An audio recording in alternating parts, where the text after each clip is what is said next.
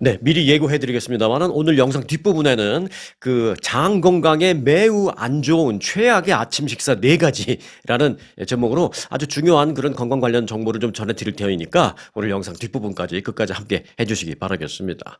자, 먼저 첫 소식입니다. 미국의 위협으로 인해서 군사적인 위기가 고조되고 있는 지금 한 나라가 있죠. 네, 베네수엘라. 그 베네수엘라가 이 미국의 위협을 지금 심하게 받자 결국은 러시아하고 중국에다가 이 군사적인 지원을 요청했다라는 좀 불안불안한 소식이 들려오고 있습니다. 베네수엘라의 그 니콜라스 마두로 대통령은 최근에 그 푸틴 러시아 대통령 그리고 중국의 시진핑 주석에게 각각 편지를 친필 서한을 보냈습니다. 일단 그 러시아 푸틴 대통령 앞으로 보내는 서한에는 군사 지원을 직접적으로 요청하는 그런 내용이 담겨져 있는 것으로 밝혀졌습니다.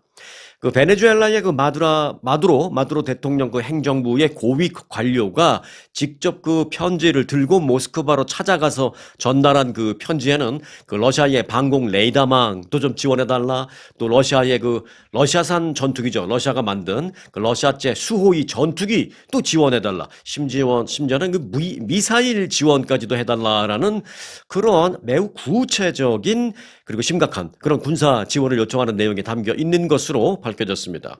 또 중국의 그 시진핑 주석에게 보낸 편지에는 이 카리브해에서 미국의 군사적인 위협이 지금 얼마나 고조되고 있는지 그리고 얼마나 그 위험한 상황인지 등을 자세히 이제 설명한 후에 이런 말을 썼습니다. 그 시진핑 주석 앞으로는 우리 베네수엘라에 대한 공격은 우리와 이념을 함께하고 있는 중국 당신들의 나라를 공격하는 것과 마찬가지로 생각해 주셔야 합니다. 이런 내용이 들어가 있다라는 것입니다. 그러니까 베네수엘라를 지금 군사적으로 위협하는 것은 중국을 위협하는 것이나 마찬가지로 그렇게 생각해야 된다라고 하면서 군사 지원, 무기 지원 등등 또는 병력 지원 등등을 고려해달라라는 내용의 편지를 지난 주말에 보낸 것으로 알려졌습니다.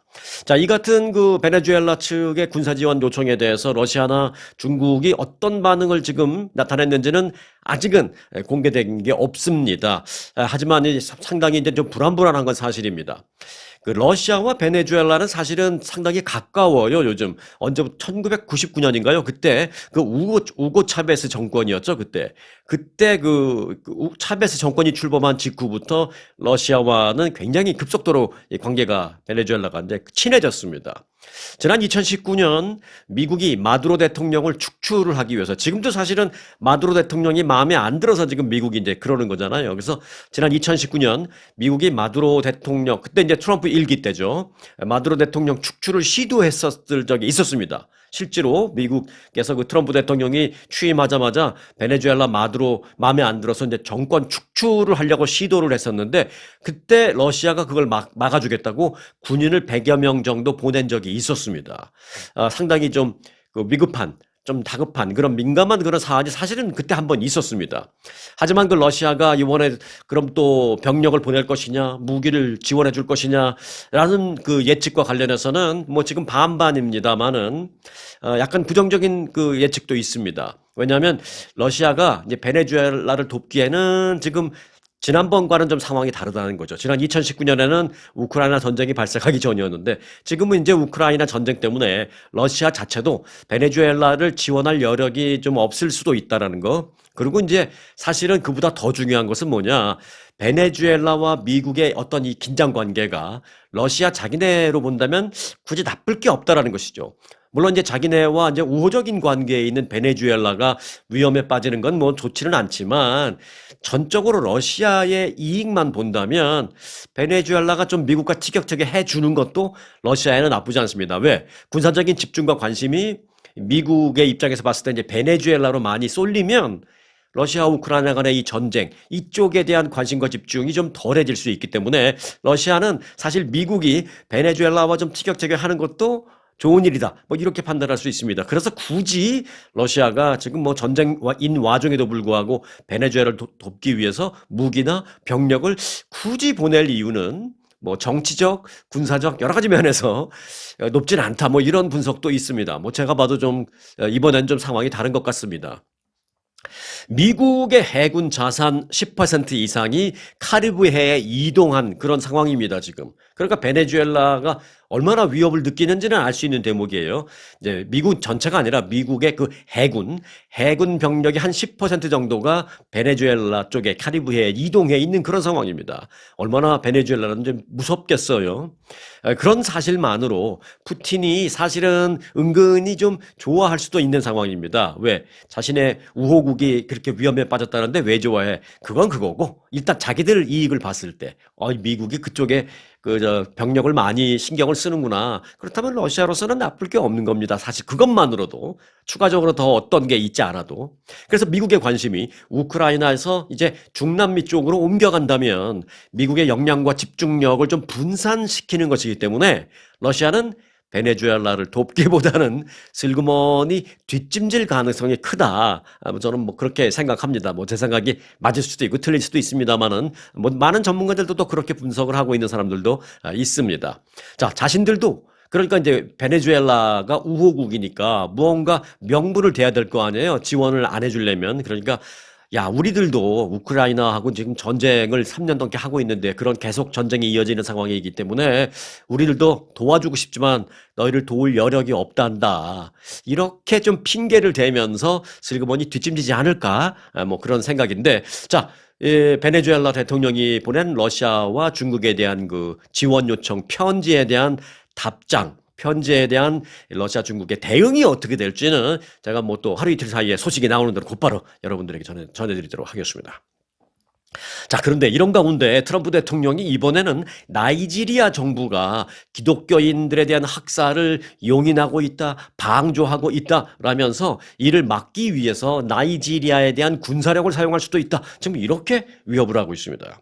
트럼프 대통령은 지난 토요일 SNS에 나이지리아 정부가 기독교인에 대한 어떤 그 핍박 그리고 막 심지어 뭐 대규모로 학살하는 뭐 그런 일도 있어요. 그런 거를 물론 나이지리아가 정부 차원에서 하는 건 아니지만 그 안에 있는 무력 조직들이 그렇게 하죠. 근데 정부가 이걸 막아야 되는데 니네들 왜 그 기독교인들에 대한 박해를 막지 않고 뒷짐지고 있는 거야. 그렇다면 사실 방조범이나 동조범으로밖에 우리를 생각 안 하니까 나이지리아 너희들을 공격할 수도 있어. 지금 이런 내용의 SNS를 트럼프 대통령이 올린 겁니다. 그러면서 뭐라 그랬냐면 미국은 그 나이지리아 정부가 기독교인에 대한 그 박해와 살해를 계속 그렇게 묵인하고 방조한다면 미국은 나이지리아에 대한 구호와 지원을 즉각 중단시키는 건 그건 당연하고 뭐 물론이지만 총을 쏘면서 들어갈 수도 있다. 이렇게 말했습니다. 무기를 들고 군사적인 공격을 가할 수도 있다. 우리 육군, 지상군 병력이 직접 나이지리아에 들어갈 수도 있다. 그렇게 표현을 한 것입니다. 트럼프 대통령은 이어서 나는 우리 국방부에 이제 지금은 외부적으로는 국방부입니다만은 트럼프 대통령이나 그 내부적으로는 전쟁부라고 하죠. 그래서 정확히 말씀드리면 트럼프 대통령 SNS에는 전쟁부로 되어 있습니다. 자, 나는 우리 그 전쟁부에 가능한 모든 준비를 하라라고 지시를 할 것이며 만일 우리가 실제로 당신들에 대한 나이지리아에 대한 공격을 가한다면 그것은 매우 빠르고 사나울 것이다. 뭐 이렇게까지 SNS에 올렸습니다. 그래서 지금 미국에 대한 그 위협으로 좀 긴장 관계에 있는 게 베네수엘라도 그렇고요. 나이지리아 쪽도 양쪽 이쪽 저쪽도 좀 그런 상황이다라는 지난 주말이 지난 오늘 아침에 상황을 좀 여러분들에게 전해드립니다. 자, 내일 선거 있죠? 여러분들 뭐 우편 투표 다 하셨나요? 내일 그 미국에서는 일제히 지방선거가 실시됩니다. 지방선거 뭐 주지사도 뽑고 그러는 거죠. 지방선거가 있고 이제 중간선거라는 게 있잖아요.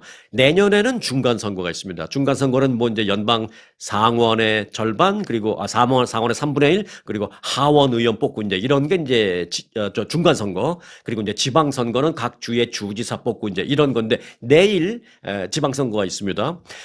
내일 지방선거를 앞두고 민주당은 버락 오바마 전 대통령을 포함한 유명 인사들이 그 대거 그 격전지 지역을 돌면서 적극적으로 선거를 돕고 있습니다. 지난 주말에도 그랬어요. 그런데 이제 공화당의 트럼프 대통령은 선거와는 조금 거리를 두는 그런 모습을 보여서 어떤 전략인가라는 좀 궁금증을 낳게 하고도 있습니다. 자, 우선 그 오바마 전 대통령은 지난 그 토요일 버지니아주에서 주지사 선거에 출마한 민주당 후보를 위해서 선거 유세를 적극적으로 펼쳤습니다. 또 저녁에는 뉴저지주로 이동을 해서 뉴저지주 주지사 후보 선거 지원 유세에도 참석을 했습니다. 자, 버지니아주 선거 유세, 그리고 저녁엔 이동해서 뉴저지주로 갔다 그랬잖아요. 이 버지니아주와 뉴저지주, 이 주지사 선거를 잘 지켜보시기 바라겠습니다. 이게 이제 이번 선거의 관전 포인트가 돼요. 자, 일단 버지니아주는 민주당의 애비게일 스펜버거 전 하원 의원이 공화당 후보인 윈섬 얼시어스 부지사를 상대로 이제 경쟁을 벌이고 있는데, 버지니아주는 지금 민주당 후보가 조금 앞서고 있습니다. 여론조사 결과. 그래서 그대로라면 버지니아주의 주지사는 민주당 쪽으로 넘어갈 가능성도 있다라는 분석이고요. 뉴저지 주에서도 비슷해요. 그 민주당의 마이키 셰릴 하원 의원이 공화당 후보인 잭 치타렐리 전 주의회 의원에게 지금 여론조사에서 우위를 계속 보이고 있으면서 뉴저지 주에서도 민주당 주지사가 민주당으로 넘어갈 것 같다라는 예측이 지금 나오고 있는 상황입니다. 그러나 그럼에도 불구하고 트럼프 대통령은 지금까지도 뉴저지주나 버지니아주에서 직접 유세한 적이 없습니다. 지난 주말에도 그랬고요. 그래서 지원을 일부러 자제하는 건가? 왜 안 도와주지? 대통령이 현직 대통령이 도와주면 공화당 후보로서 도움이 될 터인데 왜 안 도와주지? 뭐 이런 그 의구심을 낳고 있는 상황입니다. 자, 이와 관련해서 일부 정치 분석가들은 트럼프 대통령은 선거 승리 등 어떤 그 굿뉴스, 좋은 성과가 있을 경우에는 마지막 순간에 개입해서 자기의 공으로 돌리는 그런 경향을 보여왔지만, 이번 그 버지니아주와 뉴저지주의 주지사는 여론조사를 계속 보니까 이거 질 것 같거든. 공화당 후보가 이거 질 것 같거든요. 그래서 패배할 가능성이 크기 때문에 일부러 거리를 두는 것 같다. 이렇게 분석하기도 했습니다. 내가 안 도와줘서 졌구나. 뭐 이렇게 만들려고 하는 건지, 하여간 일부 정치 분석가들은 그런 분석을 내놓고 있습니다. 이제 뭐 시간은 없죠. 뭐 내일 선거인데. 공화당 후보들은 이번 선거에서 트럼프 대통령 지지자들의 그 결집이 필요하기 때문에 트럼프 대통령을 뭐 계속 선거를 하면서 트럼프 대통령은 옆에 없어도 트럼프 대통령을 칭송하는 그런 발언을 계속하고 있지만, 이 무소속 유권자들을 겨냥한 광고에서는 트럼프 대통령을 한마디도 언급하지 않는 그런 두 가지 버전의 그 홍보 영상을 만들어 놓고 있습니다. 공화당 후보들은. 그러니까 이제 마가 지지자들이나 이런 사람을 상대로 하는 홍보 영상 다르고, 거기에는 막 트럼프 대통령 얘기를 하고, 그러나 이제 무소속 또는 이제 중간, 그러니까 아직 마음의 결정을 하지 못한 뭐 이런 사람들을 대상으로 한 홍보 영상에는 아예 트럼프 대통령 얘기를 쏙 빼놓고 만들었다라는 것입니다. 그 두 가지 버전의 홍보 영상을 지금 뿌렸는데 공화당 그 후보들이 과연 어떤 결과를 낳을지 아주 주목되는 그런 상황입니다. 특히 이제 트럼프 대통령의 정책에 비판적인 유권자가 많은 그 뉴저지 주에서는 대통령의 그 가시적인 선거 지원을 두고 공화당 내에서 뭐 논쟁이 있다라는 것입니다. 왜냐하면 대통령이 왜 이렇게 안 도와주는 거냐라면서 내부 불만도 많이 나오고 있다라는 그런 내용도 있습니다. 반면에 민주당 후보들은 트럼프 대통령과 그의 정책 비판을 선거 핵심 메시지로 삼으면서 트럼프 대통령에 대한 어떤 그 부정적인 여론을 최대한 좀 활용하려고 하는 그런 모습을 보이고 있습니다. 자, 언론들은 트럼프 대통령 당선 1년이 채 안 됐죠. 1월 달에 취임했고 이제 11월 달에 선거니까 뭐 당선한 지, 트럼프 대통령이 취임한 지 뭐 한 10달 정도로 보면 되겠죠. 당선 10달 만에 치르는 버지니아주와 뉴저지주 이 두 주지사 선거를 전체적인 유권자의 여론을 파악할 수 있는 하나의 그 풍향계로 지금 여기고 있습니다. 실제적인 그런 예도 있어요. 지난 2009년 당시 이제 오바마 대통령이 당선이 됐잖아요. 2009년에 오바마 대통령이 당선되고 11월에 지금처럼 똑같이 지방선거가 있었습니다. 그때가 저는 생각이 납니다. 그때는 이제 지금하고 반대죠. 지금은 이제 공화당 대통령이지만 그때는 이제 오바마니까 민주당 대통령. 당시 오바마 전 대통령 취임 1년차 똑같이 이제 10달 만에 선거를 하는 거예요. 그때 지방선거에서 앞서 말씀드렸던 그 두 곳 버지니아와 뉴저지 주지사 선거에서 모두 공화당이 승리를 했었습니다. 그때 버지니아주에서는 밥 맥도넬 공화당 후보가 이겼고요. 그리고 이제 뉴저지 주에서는 역시 공화당의, 아마 기억하실 겁니다, 크리스 크리스티 후보가 당선이 되었습니다. 민주당 대통령이 탄생한 지 10달 만에 치러진 지방선거에서 그 두 곳에서 공화당 주지사가 당선이 된 겁니다. 그리고 그때 그 승리를 계기로 공화당은 그 다음에 있는 중간선거까지 그 전체적으로 좀 빨간색 물결을 확산시키면서, 공화당의 물결을 확산시키면서 다음에 있었던 중간선거에서 공화당이 큰 승리를 거두는 계기, 발판을 만들었다라는 그때 그 평가를 받고 있습니다. 그래서 이제 내일 선거는요, 그런 차원에서 버지니아, 뉴저지 이 두 곳의 선거 결과가 전체적인 민심의 풍향계로 여겨지면서 주목되고 있는 것입니다. 어쩌면 이제 그 2009년 그때 당시와는 좀 반대되는 현상이 일어나지 않게 되나? 뭐 이런 생각이죠. 그런 점에서 버지니아, 뉴저지 이 두 곳의 주지사 선거는 우리 모두에게 이제 관전 포인트가 되는 셈입니다. 이번 선거를 바라보는 관전 포인트가 있어야 재미있을 거 아니에요. 꼭 관전 포인트를 제가 하나를 드리겠습니다. 버지니아와 뉴저지 주지사 선거 결과를 잘 보시기 바라겠습니다. 또, 내일은 안 되겠죠. 이제 결과가 나오려면 제가 모레 한 수요일 영상에 또 이거 소식을 전해드리도록 하겠습니다. 자, 트럼프 대통령이 이제 아세안 순방하고 마지막으로 이제 한국 순방하고 이제 미국으로 지난 주말에 돌아오셨죠. 그런데 이제 한국에서 받은 선물과 관련해서 또 얘기가 참 많이 있습니다. 한국에서 받은 그 선물뿐만이 아니라 여러 가지 면에서 굉장히 환대를 받았다라는 것을 트럼프 대통령 본인이 그렇게 평가를 내리고 있습니다. 그래서 한국에서 받은 환대를 이렇게 여러 차례 떠올리면서 발언을 여러 번 했다라는 것입니다. 지난 주말에 좀 만족감을 드러낸 거죠. 트럼프 대통령은 그 한미 정상회담에 대한 평가와 관련해서 이렇게 말했습니다. 우리라는 것은 이제 그 미국을 생각할 수도 있고 트럼프 대통령 자신을 생각할 수도 있고 또는 자신을 비롯한 그때 이제 한국을 방문한 그 고위 관료들을 전체를 말할 수도 있고 뭐 그렇게 뭐 받아들이면 될 것 같은데 여하튼 우리가 한국에서 어떻게 대접받는지 미국 국민들 여러분들이 똑똑히 봤을 것입니다. 라면서 우리 미국이 이제 다시 존중받고 있다는 걸 알게 됐습니다. 이렇게 말을 했습니다. 그러면서 한국인들은 그런 유형의 존중을 담아서 우리 미국을 대하고 있다. 그게 협상의 내용보다도 나는 훨씬 더 중요하다라고 생각한다. 이렇게 말을 했습니다. 그러면서 그런 유형의 존중이라는 말은 이제 영어로 어떻게 표현을 했냐면 with that kind of respect라고 말했습니다. with that kind of respect 그런 표현을 썼습니다. 그래서 이제 뭐 그것 뭐 that kind of 그걸 뭐라고 꼭 딱 꼬집어서 구체적으로 말하지는 않고 그냥 that kind of respect라고 했지만 결국은 이제 뭐 한국에서 받은 선물, 환대 이런 걸 얘기한다라고 볼 수가 있겠습니다. 그래서 한국에서 선물로 받은 무궁화 대훈장과 또 금관 모형 등을 그런 that kind of respect로 표현한 것이다라는 이제 분석입니다. 실제로 트럼프 대통령은요 한국에서 그 금관 선물을 받는 순간 매우 흡족해 했습니다.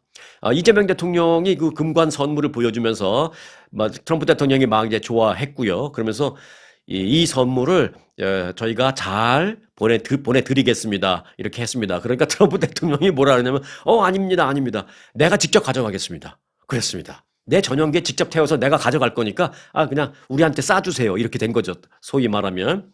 그래서 내가 직접 가져갈 겁니다 하면서 그 옆에 있던 참모진에게 특별히 잘 챙기라라고 지시를 하는 모습도 영상에 포착이 됐습니다.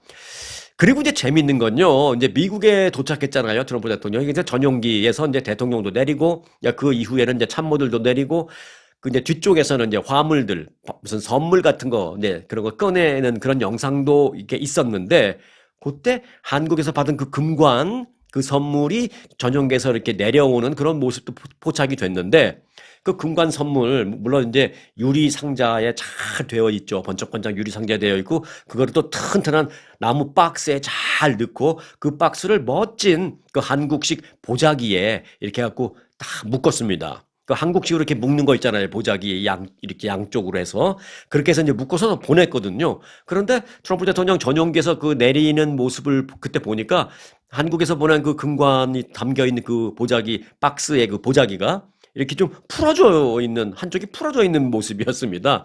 그래서 한국에서 갈 때는 꽁꽁 잘 쌓여져 있었는데 비행기 안에서 몇 번 풀었다가 다시 맨 듯한 그런 모습이었습니다. 아마 비행기 안에서 트럼프 대통령이 이 금관 선물을 풀어서 다시 몇 번 이게 보거나 참모진들과 같이 한번 또 이렇게 보면서 좀 즐긴 게 아닌가 또는 참모진들에게 좀 소개해 준 게 아닌가 뭐 그런 생각이 듭니다. 이건 뭐 확인된 건 아니에요. 한국 사람들이 왜 전통 방식으로 보자기에 이렇게 잘 싸고 이렇게 묶는 게 있잖아요. 그런데 이걸 중간에서 비행기 안에서 이제 한번 그거 갖고 와봐봐 한번. 근데 이제 풀었죠. 푸는 거야 뭐 얼마든지 풀죠. 근데 풀었고 그래서 이제 보면서 야, 이 멋있긴 멋있다 이렇게 했죠. 그리고 자 다시 잘 묶어서 내 집무실로 갖다 놔 했겠죠. 다시 묶는데 미국 사람들이 그 한국식으로 묶은 거 잘 못하잖아요.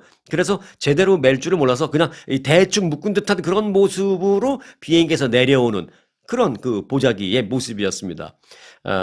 그래서 이제 이걸 비행기에서 한 번 더 본 것 같다 뭐 이런 얘기가 나오고 있는데 자 여하튼 그리고요 이제 무궁화 대훈장도 받았죠. 이 무궁화 대훈장을 이재명 대통령한테 소개를 받는 순간 이렇게 쳐다보더니 아이 저거 그냥 내가 직접 지금 목에 걸고 싶다 이렇게까지 말할 정도로 트럼프 대통령은 한국에서 받은 그 선물에 굉장히 흡족해하는 그런 모습을 볼 수 있었습니다.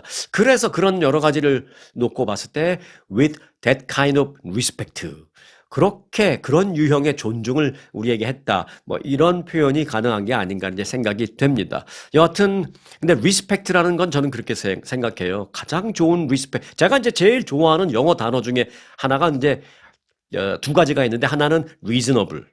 합리적이다라는 뜻. 그리고 또 하나는 respect. 존중하다인데 그 respect는 사실은 전제가 돼야 된다고 생각합니다. 저는 좀 뭐냐면 respect each other.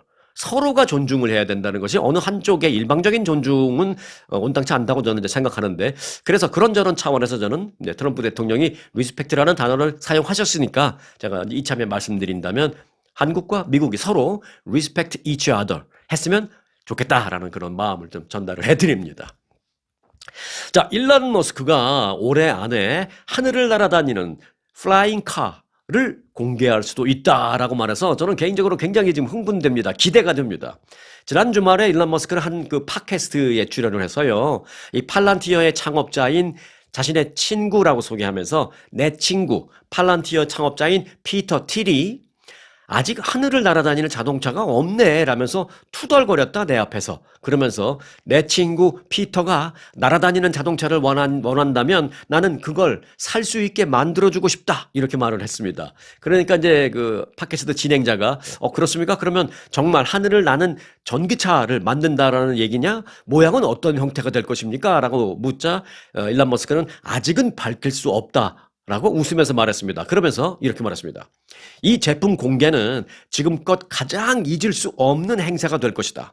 이 차에는 정말 미친 기술이 됐다라고 말했어요. 돼야 한다 또는 될 것이다가 아니라 정말 미친 기술이 적용됐다라고 말하면서 아마 제임스 본드 자동차를 즉 007 자동차를 모두 합해도 이 차보다 더 미치지는 않았을 것이다. 뭐 이렇게 강조를 했습니다.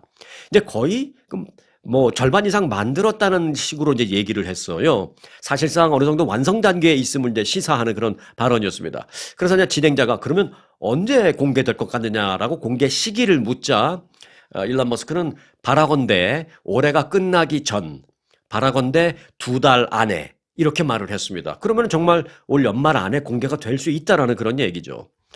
일론 머스크는 그런데 지난 2014년 10여 년 전인 2014년에 영국 일간지 인디펜던트와 인터뷰를 할 때 나는 하늘을 나는 자동차를 만드는 것이 가능하다라고 말을 한 바 있습니다. 그게 이제 한 11년 전이었어요. 자, 그런데 이제 10년 정도 지난 이번에 2달 안에 공개하고 싶다라고 말을 했는데 저는 일론 머스크가 뭘 만드는 거는 뭐 오케이 정말 천재적인 그런 면이 있죠. 하지만 이제 언제라고 막 못 박는 그런 것들과 관련해서는 조금 반반입니다. 100% 그 공개 시기나 이런 것에 대해서는 100% 신뢰를 할 수는 없습니다. 이제 왜 그러냐면 일론 머스크는 이제 그런 부분에 있어서 지금까지 좀 지나치게 낙관적인, 너무 조금 앞서가는 뭐 이런 면을 여러 번 보였기 때문에 뭐 그게 뭐 그의 어떤 야심찬 마음 뭐 이런 걸로는 충분히 이해는 하지만 사실 이제 너무 야심이 앞선 나머지 시기나 이런 거는 너무 좀 시기상조적으로 발표하는 그런 게 좀 많이 있었습니다. 그래서 나중에 또 다시 미루고 몇 년 뒤에 발표하고 뭐 이런 게 있었는데 공통점은 그 몇 년이 지나도 결국은 이제 발표를 하긴 하더라고요. 하지만 그 시기는 믿을 수는 없다. 뭐 이렇게 생각됩니다. 지난 2011년에는 스페이스 X의 그 로켓 펠컨 헤비의 첫 발사 시기를 2년 내에 하겠다라고 예상을 한 바 있습니다. 그런데 실제 발사는 그가 말한 것보다는 훨씬 늦은 5년 늦은 2018년에 이루어졌던 적도 있죠. 그러니까 그때도 시기는 너무 앞서갔지만 결국은 뭐 만들었다라는 그런 거죠. 그리고 근데 또 있습니다. 지난해 4월에는요, 자율주행 로봇 택시를 그해 8월에 공개한다라고 큰 소리를 빵빵 친 적이 있었습니다. 그런데 그것도 공개 일정을 10월로 늦췄었고, 실제 뭐 제한적으로나마 운행을 시행한 것은 그 작년 10월도 아니고 결국은 이제 올해 6월 들어서, 그러니까 본인이 막 큰 소리 친 것보다는 거의 한 1년 이상 늦게 뭐 공개되고, 그런데 뭐 아직도 지금은 좀 부족한 면도 좀 있다고 그래요. 그렇게 이제 좀 시기적인 면에서는 그가 좀 약간 허풍을 떠는 거가 있어서 하늘을 날아다니는 자동차가 2달 안에 공개될 것이다라고 그가 얘기한 그거, 하늘을 나는 자동차가 나오긴 나오겠다라고 생각하지만 2달은 좀 아닐 수도 있겠다. 뭐 그렇게 생각이 됩니다. 자, 여하튼 하늘을 나는 자동차, 이게 언제까지나 그 뭐 공상과학 영화에 나오는 그런 것만 아니고 실제로 있을 수 있다라는 거니 사실 뭐 그렇게 어려운 기술은 아니에요. 이제 어떤 법적인 면, 규제, 뭐 그다음에 이제 이게 뭐 하늘에 막 어떤 규정 없이 막 날아다니면 안 되잖아요. 지상에서는 이제 자동차가 다니는 도로가 있고 도로도 1차선, 2차선이 있고 가는 길, 오는 길 이게 다 라인이 그려져 있으니까 그것대로 하면 되지만 하늘에는 그게 없으니까 수없이 많은 그런 그 자동차가 날아다니는 거를 일일이 관제사가 통제할 수도 없고 그런 면에 대해서 법적인 준비만 된다면 저는 기술은 아무것도 아니라고 봐요. 그러니까 어찌 보면 조금 크고 조금 배터리가 훌륭한 드론이다. 뭐 그렇게 생각하면 되는 거죠. 뭐 드론과 다를 게 없습니다. 지금 또 이제 드론이 뭐 작은 거에서부터 정말 무거운 물건을 들고 올라갈 수 있는 그런 것도 있고 여러 가지가 있잖아요. 그걸 조금만 더 개량하면 사람 한두 명 타고 날아다니는 거 뭐 일도 아니죠. 그러니까 기술적으로는 어려운 게 아니라고 생각합니다. 다만 제반 규정이라든지 안전 문제 뭐 이런 거에 대한 준비가 오히려 더 어렵지 않을까. 예, 그런 점에서 이제 여러 가지 뒷받침이 빨리 있어야 된다라는 생각이 듭니다. 여하튼 일론 머스크의 하늘을 나는 자동차 한번 기대해 보겠습니다. 자, 트럼프 행정부의 그 관세 정책이 지금 진행 중인데 이 관세 정책 때문에 미국의 소비자들이 이번 추수감사절과 다음 달에 그 크리스마스 연휴 시즌을 맞아서 써야 되는 선물 비용이 작년에 비해서 크게 늘어날 수 있다라는 분석입니다. 자, 온라인 대출 업체 랜딩트리라는 업체가 있습니다. 이 랜딩트리가 미국인들이 올 연말에 구매하는 선물의 규모가 작년의 선물 규모와 똑같다라는 전제하에, 예를 들어 뭐 작년에 내가 뭐 지인분들을 누구한테 뭐 교회 장로님, 목사님 또는 옆집에 누구 또 뭐 삼촌, 부모님, 할머니, 뭐 손자, 손녀 뭐 여하튼 선물을 작년에 쫙 했다면 올해도 그냥 똑같이 그렇게 한다라는 전제하에 계산을 해본 거예요. 이 랜딩 추리 업체가. 그랬더니 한 사람당 그 비용이 $132 더 들어갈 것으로 계산이 나왔다라는 것입니다. 랜딩 트리는 추가 비용이 뭐 가계, 그러니까 한 그 하우스홀드, 한 뭐 그 가정의 그 가계를 뒤흔들 정도는 물론 아니지만 실질적인 어떤 부담을 뭐 주기에는 충분한 그런 숫자가 된다라는 것입니다. 그러니까 뭐 나 1인용만 $132가 더 들지 뭐 다른 우리 가족 내에 뭐 여러 사람이 또 선물 비용을 쓸 거 아니에요. 그렇다 다 따지면 뭐 5, $600가 추가적으로 작년에 비해서 더 넘어갈 수도 있다라는 그런 겁니다. 자, 그래서 올 연말 시즌에 선물을 사기 위해서 예산을 짜실 때는 좀 참고를 하셔야 될 것 같습니다. 작년보다 비용을 조금 더 쓸 생각을 하시던지 아니면 작년보다는 선물 줄 대상을 좀 줄이시던지 아니면 대상을 안 줄이고 선물의 어떤 그 값이나 뭐 이런 그 프라이스 이런 면에서 조금 양보를 해서 선물을 고르든지 좀 참고를 하셔야 될 것 같습니다. 자, 끝으로 예고해드렸던 그 건강 관련 중요한 정보 좀 전해드리도록 하겠습니다. 자, 장 건강을 해치는 최악의 아침 식사 4가지. 이 하버드 의대 출신 교수 박사가 지금 발표를 한 겁니다.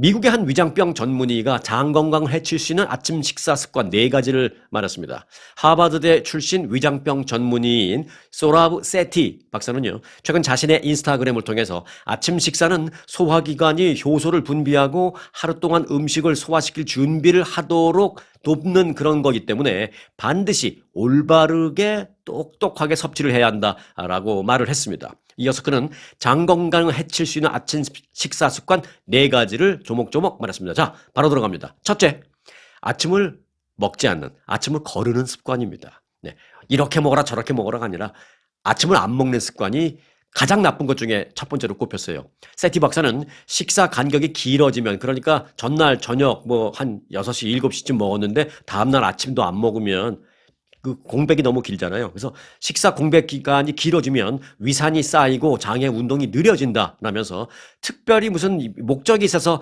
단식을 하는 게 아니라면 기상 후 1시간 안에 아침 식사를 간단히 하는 건 매우 중요하다라고 말했습니다. 아침을 걸으면 뇌의 스트레스 반응이 활성화돼서 면역세포 활동이 증가하게 되고, 이로 인해서 염증이 생겨서 복부 팽만이나 소화불량이 하루 종일 발생할 수도 있다는 것입니다. 또 아침 식사를 반대로 이제 하게 되면 인슐린 분비가 조절이 돼서 혈당이 안정되고, 또 불필요한 간식 섭취를 줄일 수 있기 때문에 또 비만에서도 좀 자유로울 수 있다.